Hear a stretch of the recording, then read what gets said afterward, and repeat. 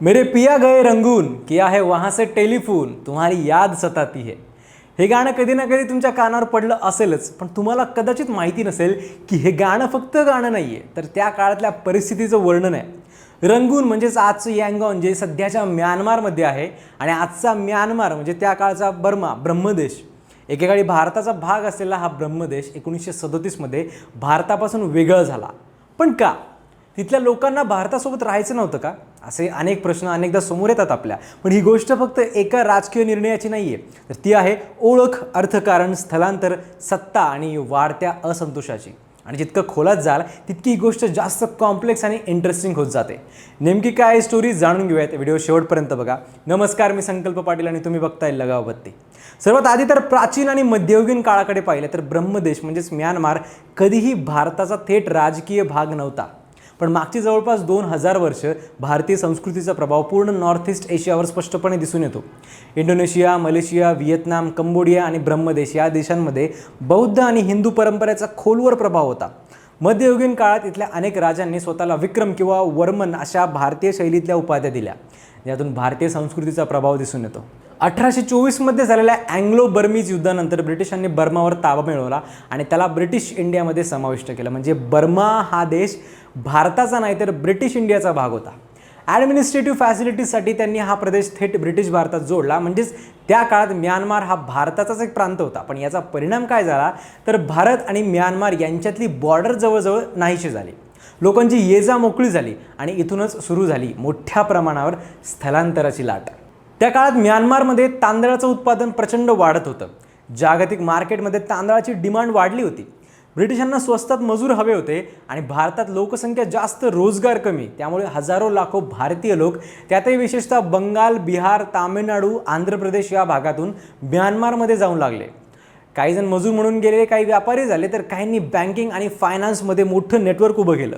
चेट्टियार समुदायाने तर तिथे कर्ज व्यवस्था इतकी मजबूत केली की स्थानिक अर्थव्यवस्था मोठ्या प्रमाणावर त्यांच्याच हातात गेली। 1931 पर्यंत परिस्थिती अशी झाली की म्यानमारमध्ये 10 लाखांपेक्षा जास्त भारतीय राहत होते।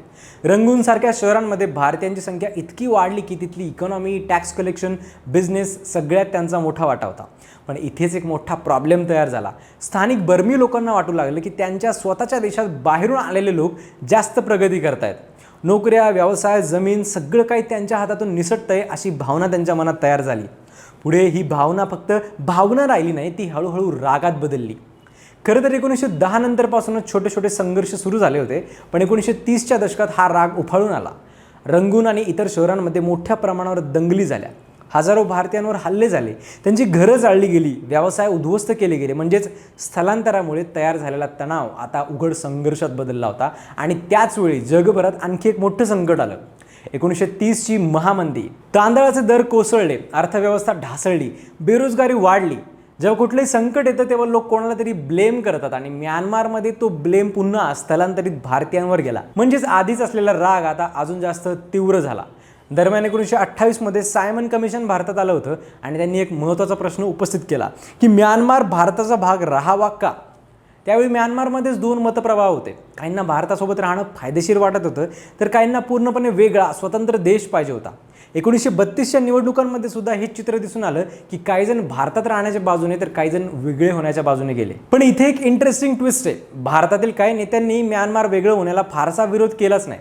काही ऐतिहासिक संदर्भानुसार महात्मा गांधींनीही म्यानमार भारताच्या सांस्कृतिक चौकटीत बसत नाही असं म्हणत मत मांडलं होतं। म्हणजेच दोन्ही बाजूंनी हा निर्णय पूर्णपणे विरोधात नव्हता। आणि शेवटी 1937 मध्ये ब्रिटिशांनी म्यानमारला भारतापासून वेगळं केलं। पण ही फक्त नकाशावरून एक सीमारेषा काढण्याची गोष्ट नव्हती, याचे परिणाम खूप खोल होते। म्यानमारमध्ये असलेले भारतीय एकदमच बाहेरचे ठरले गेले। त्यांच्या विरोधातली स्थानिकांची भावना कमी झाली नाही, उलट काही ठिकाणी ती वाढलीच। यानंतर दुसऱ्या महायुद्धामुळे परिस्थिती आणखी बिघडली। 1941 मध्ये जपानने म्यानमारवर हल्ला केला। युद्ध, असुरक्षितता आणि आधीपासूनच असलेले तणाव म्हणून मग लाखो भारतीयांनी तिथून पळ काढला। त्यावेळी अंदाजे 5 लाख लोकांनी भारताकडे परतण्याचा प्रयत्न केला। अनेकांनी जंगलातून, डोंगरातून पायी प्रवास केला, पण या प्रवासात जवळपास अर्धे लोक मृत्युमुखी पडले। हा इतिहासातला सर्वात भीषण पण कमी चर्चेत असलेला इमिग्रेशनचा प्रसंग आहे। पुढे 48 मध्ये म्यानमार देश स्वतंत्र झाला, पण स्थिरता आली का? तर नाही। 1962 साली म्यानमारमध्ये लष्करी सत्ता आली आणि अनेक अल्पसंख्याक समुदायांवर अन्याय सुरू झाला। भारतीय, रोहिंग्या आणि इतर अनेक गटांवर निर्बंध आले, म्हणजेच भारतापासून वेगळं होऊन सुद्धा म्यानमारच्या समस्या संपल्या नाहीतच. तर आता मूळ प्रश्नाकडे येऊयात की म्यानमारच्या लोकांना भारतासोबत राहायचं का नव्हतं. तर याचं कुठलंही एक उत्तर नाही आहे. आर्थिक स्पर्धा, सांस्कृतिक वेगळेपण, स्थलांतरामुळे निर्माण झालेला तणाव आणि स्वतःची वेगळी राष्ट्रीय ओळख निर्माण करण्याची इच्छा, या सगळ्या गोष्टींचा कॉम्बो होता तो. तिथल्या लोकल्सना वाटत होतं की ते त्यांच्या स्वतःच्या देशात मागे पडतात आणि ही भावना जेव्हा पसरते तेव्हा मनात द्वेष जन्म घेतो. शेवटी ही गोष्ट हेच सांगते की इतिहासातल्या फाळण्या काही अचानक होत नाहीत, त्या हळूहळू तयार होत असतात. त्या तयार होत असतात लोकांच्या मनामध्ये, विचारांमध्ये आणि भावनांमध्ये. म्यानमारचं भारतापासून वेगळं होणं ही फक्त एक पॉलिटिकल मूव्ह नव्हती, तर एक सायलेंट बिल्डअपचा परिणाम होता. तुम्हाला ही स्टोरी कशी वाटली ते कमेंट्समध्ये नक्की सांगा आणि सबस्क्राईब करायला लगाव बत्ती.